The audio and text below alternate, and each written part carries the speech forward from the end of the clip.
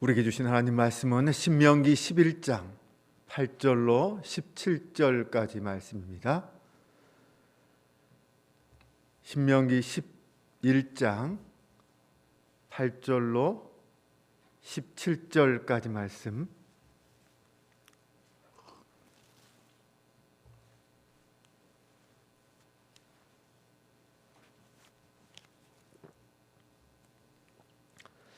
한 절씩 교독하며 봉독합니다. 그러므로 너희는 내가 오늘 너희에게 명하는 모든 명령을 지키라. 그리하면 너희가 강성할 것이요 너희가 건너가 차지할 땅에 들어가서 그것을 차지할 것이며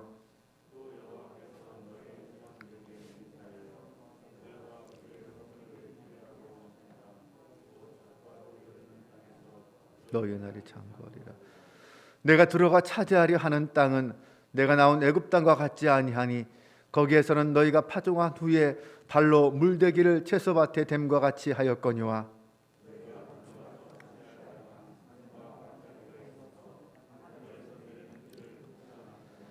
네 하나님 여호와께서 돌보아 주시는 땅이라. 연초부터 연말까지 네 하나님 여호와는 눈이 항상 그 위에 있느니라.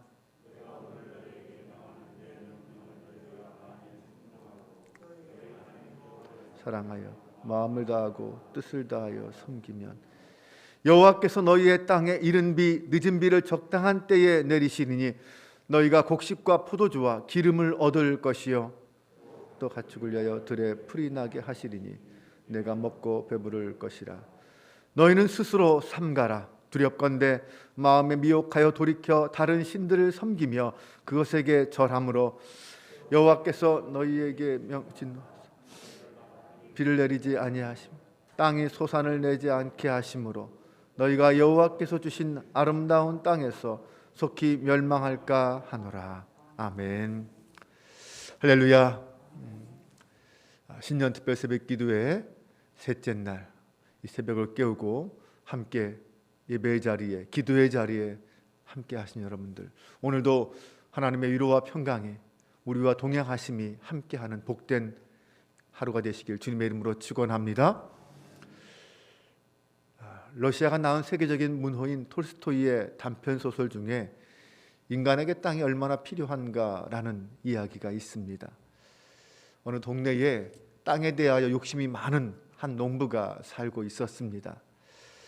이 농부의 마음을 잘 아는 한 지주가 그 농부에게 하루 동안 걸어서 다시 제자리로 돌아오면 너가 밟은 땅은 다 너에게 주겠다라고 약속했습니다.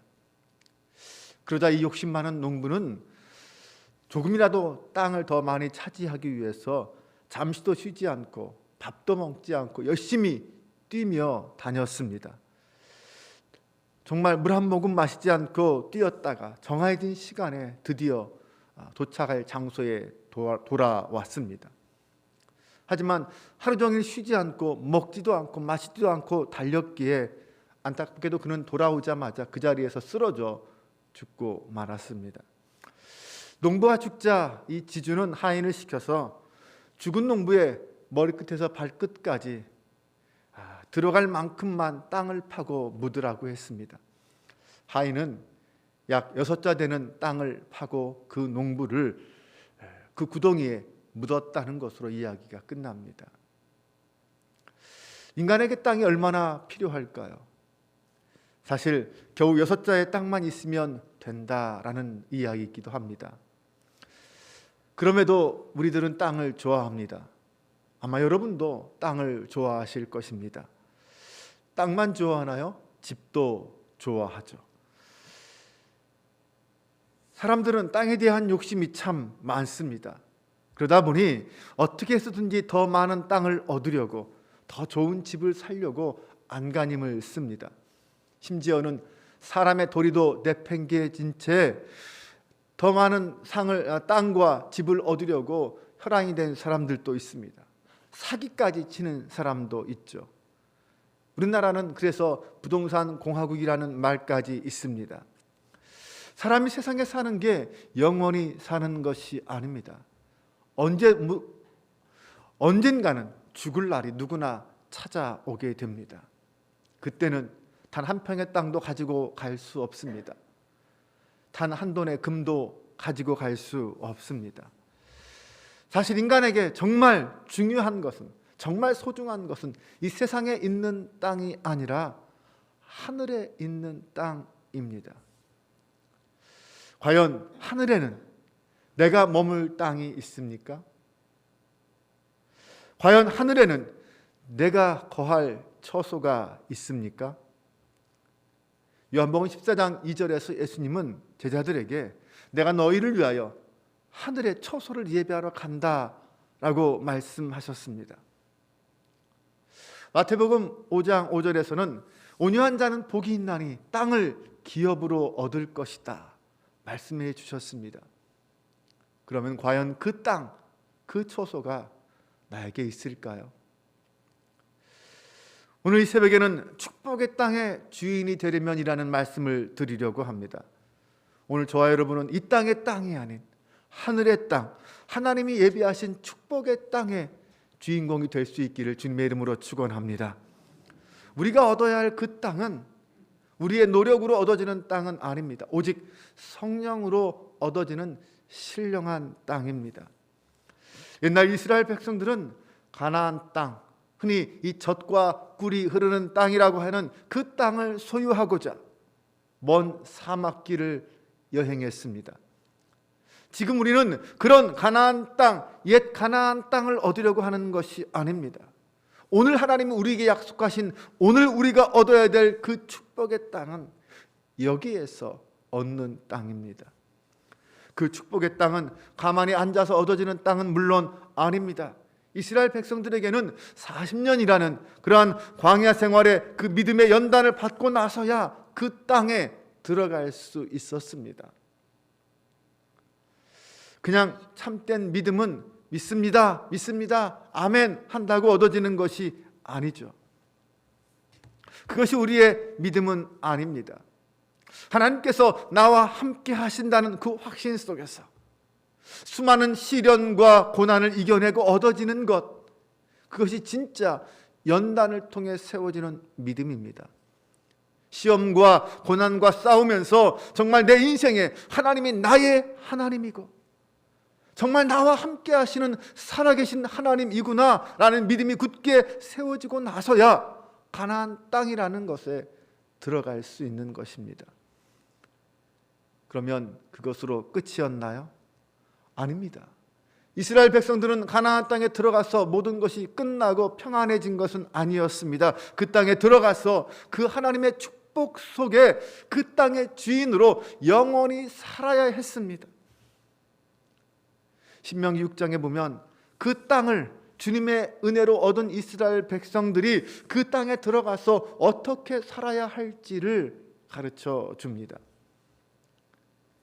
이스라엘 백성들은 430년 동안 애굽 땅에 억류되어 있었습니다. 그들에게 그 애굽 땅은 절망의 땅이었습니다.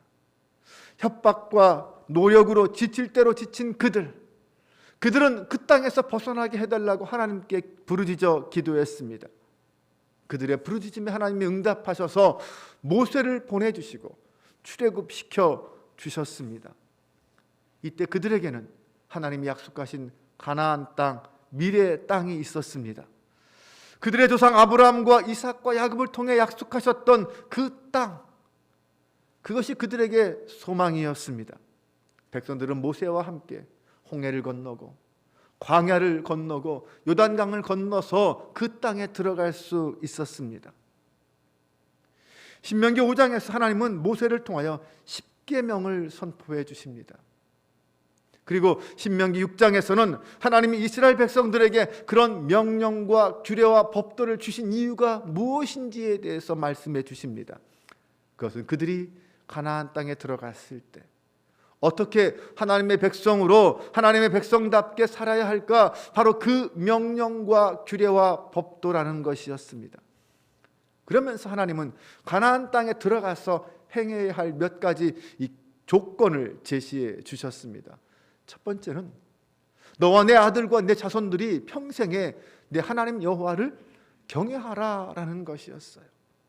두 번째는 내가 너희에게 명한 이 모든 명령과 규례와 명령을 지키라라는 것이었습니다. 세 번째는 여호와의 말씀을 삼가 듣고 그것을 행하라라는 것이었습니다. 이 세 가지는 이스라엘 백성들이 가나안 땅에 들어가서 하나님이 주시는 복을 받고 번성하기 위한 조건이다라고 말씀하셨습니다. 가나안 땅에 들어가서 하나님이 주시는 축복을 마음껏 누리고 번성하기 위해서는 이것들을 지키라라는 것입니다. 그런데 성경을 읽어보면 또다시 11장에 와서 이 6장과 똑같은 내용들이 다시 한번 반복됩니다. 왜 똑같은 내용이 반복되었을까요? 그 사이에는 금송아지 사건이 있습니다. 십계명을 받아가지고 내려오는 모세가 목격한 것이 무엇입니까? 금송아지를 만들어 놓고 이것을 하나님이라고 말하면서 거기에 섬기고 있고 놀고 있고 축제를 벌이고 있는 이스라엘 백성들의 모습이었습니다. 화가 난 모세는 하나님이 주신 십계명 돌판을 던져서 깨트려 버립니다. 이 금송아지 사건 이후에 하나님은 다시 모세에게 십계명을 주시면서 신명기 11장 8절 이하의 말씀을 하십니다. 화면을 보면서 함께 11장 8절 이하의 말씀을 하십니다. 그런데 이 말씀을 가만히 읽어보면 6장과 내용은 거의 같은데 그 어조가 조금 다릅니다. 6장에서는 가나안 땅에 들어가서 행할 명령과 규례와 법도라고 합니다. 그런데 11장에서는 뭐라고 말씀하시냐면 지금 오늘 지켜 행할 명령이다라고 말씀하십니다. 이 명령을 오늘 지키면 너희가 가나안 땅에 잘 들어가게 될 것이고 그 땅에서 장구하게 되리라 이렇게 말씀하십니다. 6장에서는 그들이 가나안 땅에 들어가는 것을 기정사실화하고 그 땅에 들어가서 행할 규례와 법도를 알려주신다고 했는데, 그런데 지금은 그렇게 말씀하지 않으시고 좀 더 까다롭게 말씀하십니다. 11장에서는 좀 더 까다로워진 이유가 무엇일까요? 금송아지 사건 때문입니다. 그 불순종의 사건 때문에 백성들을 대하는 하나님의 뜻이 달라졌습니다. 신명기 10장 12절에서 16절 말씀을 다 같이 화면을 보면서 함께 봉독해 보겠습니다. 이스라엘아, 내 하나님 여호와께서 내게 요구하시는 것이 무엇이냐? 곧 내 하나님 여호와를 경외하여 그의 모든 도를 행하고 그를 사랑하며 마음을 다하고 뜻을 다하여 내 하나님 여호와를 섬기고 내가 오늘 내 행복을 위하여 내게 명하는 여호와의 명령과 규례를 지킬 것이 아니냐? 하늘과 모든 하늘의 하늘과 땅과 그 위의 만물은 본래 내 하나님 여호와에 속한 것이로되 여호와께서 오직 내 조상들을 기뻐하시고 그들을 사랑하사 그들의 후손인 너희를 만민 중에서 택하셨음이 오늘과 같으니라. 그러므로 너희는 마음에 할례를 행하고 다시는 목을 곧게 하지 말라. 아멘. 금송아지라는 엄청난 불순종의 사건을 행했던 그 이스라엘 백성들에게 마음의 할례를 행하고 다시는 목을 곧게 하지 말라 이렇게 경고하십니다. 이 말씀을 믿고 말씀대로 순종할 때 그들은 하나님이 약속하신 그 가나안 땅에 들어가게 될 것입니다. 하나님은 그 가나안 땅을 축복의 땅이라고 말씀하십니다. 이스라엘 백성들은 그 땅을 젖과 꿀이 흐르는 땅으로 알고 있습니다. 그런데 왜 가나안 땅이 축복의 땅일까요? 본문 신명기 11장 10절에서 15절을 보면 가나안 땅이 축복의 땅인 이유를 이렇게 설명합니다. 내가 들어가 차지하려는 땅은 내가 나온 애굽 땅과 같지 아니하니 거기에서는 너희가 파종한 후에 발로 물대기를 채소밭에 댐과 같이 하였거니와 너희가 건너가서 차지할 땅은 산과 골짜기가 있어서 하늘에서 내리는 비를 흡수하는 땅이요 내 하나님 여호와께서 돌보아 주시는 땅이라. 연초부터 연말까지 내 하나님 여호와의 눈이 항상 그 위에 있느니라.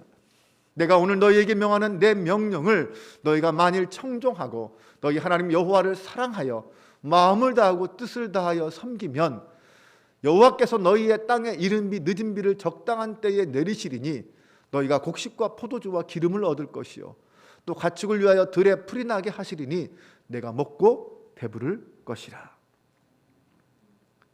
여러분, 가나안 땅이 축복의 땅인 이유가 무엇일까요? 땅이 기름져서 그럴까요? 그 땅에 물이 풍부해서 농사짓기에 편리해서 그럴까요? 그런 땅이라면 가나안 땅 결코 축복의 땅이 아닙니다. 오히려 그들이 떠나온 애굽 땅이 축복의 땅입니다. 가나안 땅은 비가 내리면 비를 한꺼번에 다 흡수해버리는 땅입니다. 그래서 비가 고이지 않는 땅이에요. 물이 없어요. 항상 물이 부족합니다. 한마디로 말하면 농사짓기에 적합한 땅이 아닙니다. 기름진 땅이 아닙니다. 이런 환경적으로 보면 가나안 땅은 결코 축복의 땅이 아닙니다. 그럼에도 불구하고 그 가나안 땅을 축복의 땅이라고 부르는 이유는 무엇일까요? 그것은 그 가나안 땅은 하나님의 보호하심이 없으면 살 수 없는 땅이기 때문입니다. 하나님의 축복이 없으면 살 수 없는 땅이기 때문입니다. 오직 하나님의 축복만 의지하며 살아야 하는 땅이기 때문입니다. 그래서 역설적으로 그 땅이 축복의 땅입니다. 하나님의 살아계심과 하나님의 능력이 어떤 것인지를 경험하고 알고 깨달을 수 있는 땅이기 때문입니다. 하나님은 그 땅을 여호와께서 돌보아 주시는 땅이라고 말씀합니다. 그 땅에 들어가면 누가 비를 내리는지, 누가 때를 따라 이른 비와 늦은 비를 주시는지 알게 될 것입니다. 누가 과실나무에 풍부한 열매를 맺게 하시는 분인지 알게 될 것입니다. 네, 그 땅에 풍성한 열매를 맺게 하시는 분도, 이른 비와 늦은 비를 때를 따라 주시는 분도 하나님이시라는 사실을 알게 될 것입니다. 이제 백성들이 해야 할 일은 그 땅에서 살아남으려면, 그 땅에서 번성하려면 오직 하나님만 바라며 하나님만 믿으며 하나님만 소망하며 살아야 합니다. 그러면 그 땅은 그들에게 진정 축복의 땅이 될 것입니다. 세상은 애굽 땅과 같습니다. 어쩌면 모든 것이 다 갖추어져 있습니다. 내가 조금만 욕심부리고 내 마음대로 하면 어쩌면 성공할 수도 있습니다. 부귀영화를 누릴 수도 있습니다. 그러나 그 땅은 하나님의 말씀대로 살면 고통당하고 힘든 땅입니다. 그래서 하나님 우리를 약속의 땅인 가나안 땅으로 인도해 주셨습니다. 그 가나안 땅은 하나님이 약속하신 축복이 임하고 그 축복을 경험하고 누리는 땅입니다. 그 땅은 하나님만 바라고 하나님만 의지하면 하나님의 영광을 볼 수 있고 하나님의 축복을 누릴 수 있는 땅입니다. 거기에는 조건이 있습니다. 13절입니다. 내가 오늘 너희에게 명하는 내 명령을 너희가 만일 청종하고 너희 하나님 여호와를 사랑하여 마음을 다하고 뜻을 다하여 섬기면, 거기에는 다른 조건이 붙는 게 아닙니다. 하나님을 사랑하라라는 조건입니다. 하나님 안엔 다른 우상을 섬기지 말고 하나님만 섬기라라는 조건입니다. 그러면 그 땅은 진짜 축복의 땅이 될 거다라고 말합니다. 사랑하는 여러분, 우린 2022년 새해를 맞이하였습니다. 하나님께서 2022년을 시작하는 여러분들에게 어떤 축복의 땅을 보여주셨습니까? 여러분에게 보여주신 축복의 땅은 무엇입니까? 그 땅에 들어갈 준비가 되셨습니까? 아니, 이미 그 땅에 들어와 계십니까? 어떤 분은 아직 축복의 땅에 들어가기 전이다 이렇게 생각하는 분도 계실 것이고, 어떤 분은 이미 축복의 땅에 들어와 있다라고 생각하시는 분도 있을 것입니다. 저는 2022년이 우리에게 축복의 땅이라고 믿습니다. 지난 고난 2년간의 그 고난과 시련의 시간을 지내고 새롭게 시작된 2022년이 하나님이 우리에게 약속하신 축복의 시간, 축복의 땅이라고 믿습니다. 우리에게 2022년이 바로 그 땅이라고 한다면 이 2022년이라는 땅에 거하는 우리는 과연 어떻게 무엇을 해야 할까요? 이 땅을 2022년이라는 땅을 나의 축복의 땅으로 만들기 위해서 우리가 해야 할 것은 무엇일까요? 오늘 성경은 말씀합니다. 나와 온 가족이 여호와를 경외하며 예배하는 것입니다. 마음을 다하고 뜻을 다하고 힘을 다하여 하나님을 사랑하는 것입니다. 하나님의 말씀대로 순종하며 사는 것입니다. 하나님의 말씀을 내 마음에 새기고 우리의 자녀들에게 부지런히 그 말씀을 가르치는 것입니다. 그때 그 약속의 땅은 우리의 것이 될 수 있고 진짜 축복의 땅이 될 수 있습니다. 2022년을 하나님이 약속하신 축복의 땅으로 만드는 우리 한빛교회와 모든 성도들 되시기를 주님의 이름으로 축원합니다. 기도하겠습니다. 하나님,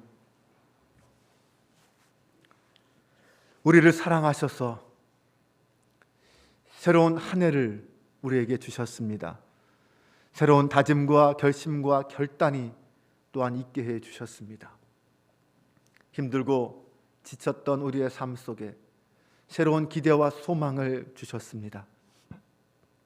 하나님, 그 모든 것이 우리를 사랑하시고 우리와 함께 하시는 주님이 베풀어 주신 은혜라고 믿습니다.